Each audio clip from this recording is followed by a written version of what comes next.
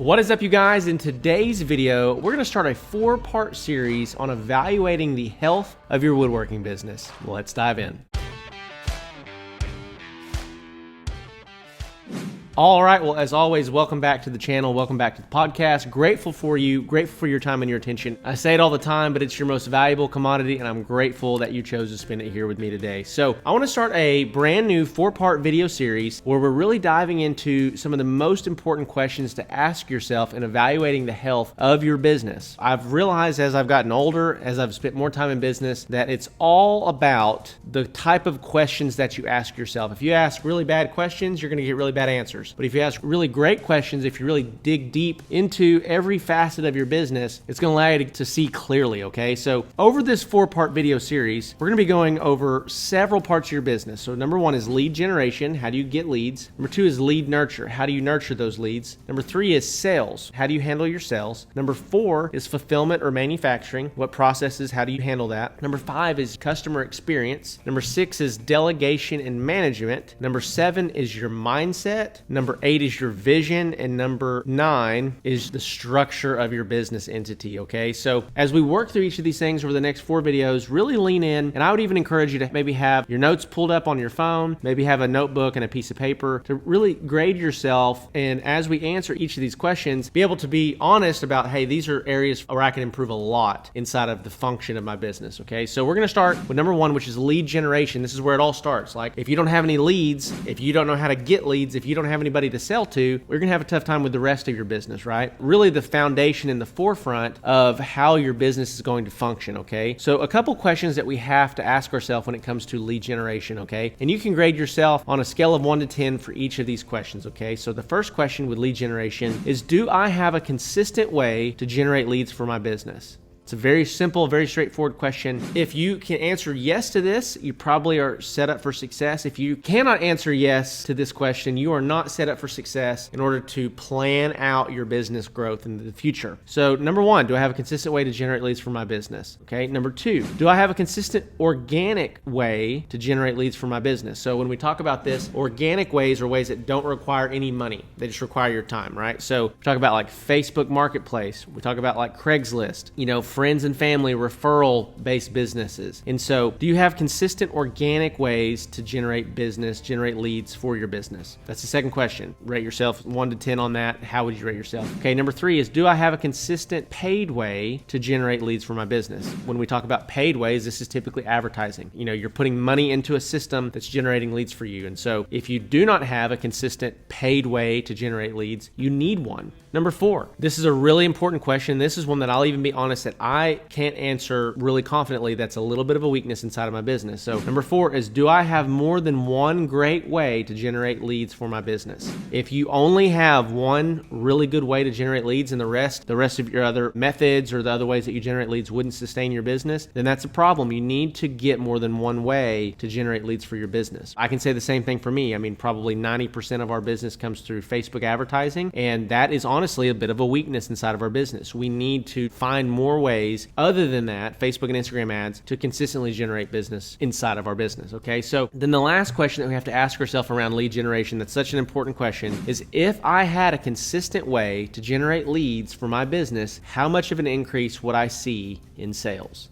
If you're listening to this and you're like, you know what, I don't have a consistent way to generate leads in my business, if I knew that I consistently was giving out a quote every day, or I was giving out 2 quotes every day, how much bigger would my business be? This is one of the questions that we really like to ask everyone that we get into a discussion with when we're kind of evaluating if you're a good fit for the Woodworking Business Accelerator program, which is my program that I run, that I have, that has over 30 clients in it currently all over North America, where we've helped them scale their woodworking operation to $20, $30, $40, $50, $60,000 a month. And so the number 1 problem that I usually see is that you don't have a consistent way to generate your own leads. And so that's one of the things that we do for you is we start giving you so many leads that typically you can't handle them, okay? That's number 1, lead generation. So you need to rate yourself yourself on each of the 5 questions that I asked. And then overall, how would you rate the lead generation inside of your business? On a scale of 1 to 10, you cannot give yourself a 5. You got to give yourself a 4 or 6. If you don't have any consistent way to generate leads, you need to rate yourself poorly. If you're consistently generating leads, but you have areas of improvement, that's like a 6, 7, 8-ish, right? If you're just crushing it, you have more leads than you can handle, that's a 9 or a 10, right? So the next section is lead nurture. So as we dive in and we talk about lead nurture, there's 5 questions that we have to ask ourselves, okay? So before we get into the questions, the first thing we have to figure out is what is lead nurture? It's how you handle the leads that you have. Do you nurture them? Do you handle them in the best way to set yourself up for success? So 5 questions to ask around lead nurture. Number 1, do I respond quickly to incoming leads? What I define as quickly is less than 5 minutes per inquiry, right? So if you get phone calls or texts or emails or messages on social media as leads, you need to have a system in place where you're responding very quickly to those leads. Why is that? Because studies have shown if it takes you longer than about 5 to 10 minutes to respond to a lead, your chances of success for closing that lead into a sale decrease by 80%. You are shooting yourself in the foot if you're responding slowly to leads, okay? It's very, very important that you respond quickly to your leads, okay? So number 2,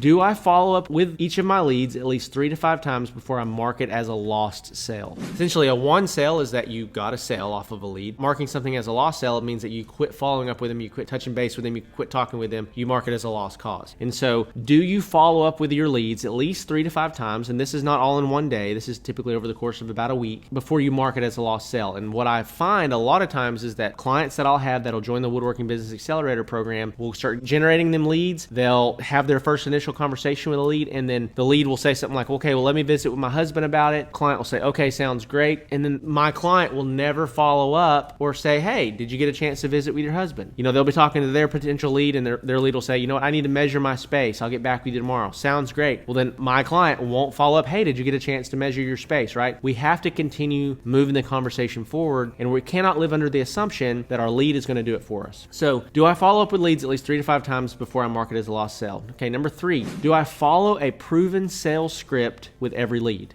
Your conversations should not look wildly different from lead to lead. They should look exactly the same, and it needs to be based around a proven model, a proven sales script. By the way, I'm going to link that up right here to our sales script. It's a video I came out with a couple months ago. You should check that video out, okay? So right up here, if you need a sales script to convert more of your leads, especially for furniture businesses, this is going to help you out a lot. So do you follow a proven sales script? Number 4, do I negotiate and work every deal to the fullest?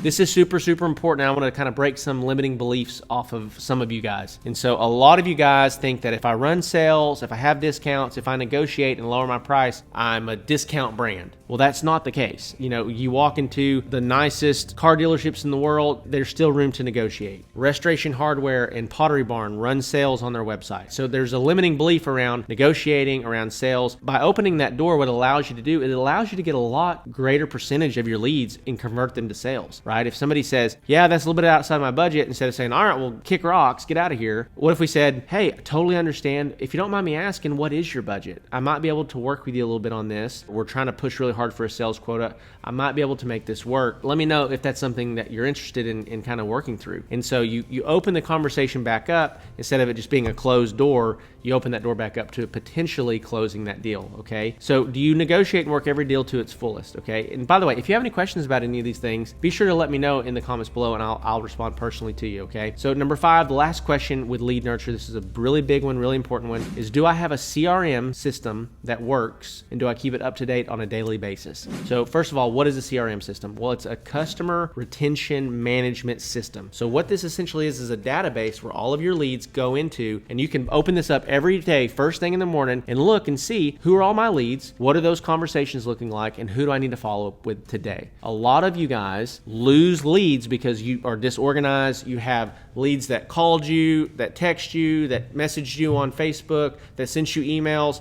and they don't get compiled into a singular spot, and you lose track of your leads, right? And they'll eventually fall off. You cannot depend on leads to close your deals for you, right? You are responsible for closing your deals. So do I have a CRM that works, and do I keep it up to date on a daily basis? Okay, so just to end this video before we jump into the second video, a statement that I like to make that will help you tremendously. This is something that you could tattoo on your chest, I'm telling you. Do the things that you need to do in order to be successful every day, every single day.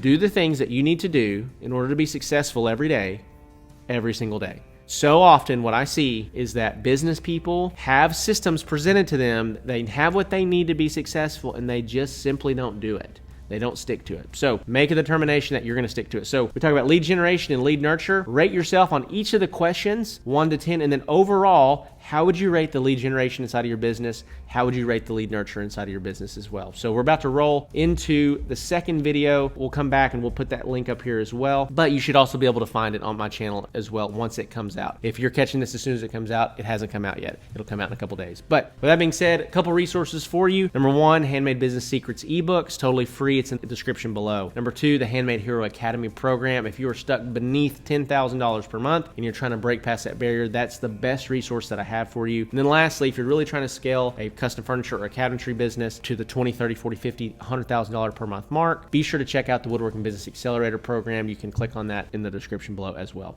Love you. See you in the second video.